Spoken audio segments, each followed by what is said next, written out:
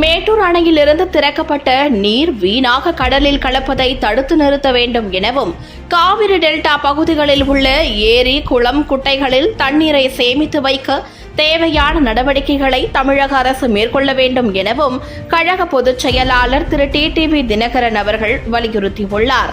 இது தொடர்பாக தன் சமூக வலைதள பக்கங்களில் பதிவிட்டுள்ள அவர், உச்சநீதிமன்றம் மற்றும் காவிரி மேலாண்மை ஆணையம் தெளிவான உத்தரவை பிறப்பித்த பின்பும் தமிழகத்திற்கான காவிரி நீரை வழங்க முன்வராத கர்நாடக அரசு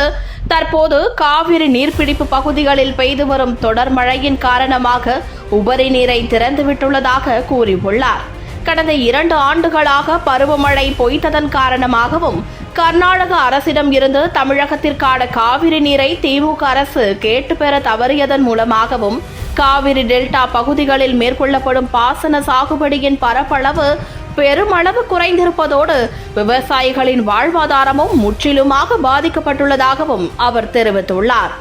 காவிரி டெல்டா பகுதிகளில் உள்ள ஆற்று படுகைகள் முறையாகவும் முழுமையாகவும் தூர்வாரப்படாத காரணத்தினால் மேட்டூர் அணையிலிருந்து திறந்துவிடப்பட்டுள்ள நீர் பாசனத்திற்கு பயனில்லாமல் வீணாக கடலில் கலக்கும் சூழல் உருவாகி இருப்பதாக காவிரி டெல்டா பகுதி விவசாயிகள் வேதனை தெரிவிப்பதாகவும் கழக பொதுச் செயலாளர் அவர்கள் கூறியுள்ளார். மேட்டூர் அணையிலிருந்து திறக்கப்பட்டிருக்கும் நீர் வீணாக கடலில் கலப்பதை தடுத்து நிறுத்தும் வகையில் காவிரி டெல்டா பகுதிகளில் உள்ள உபரி கால்வாய்களை திறந்து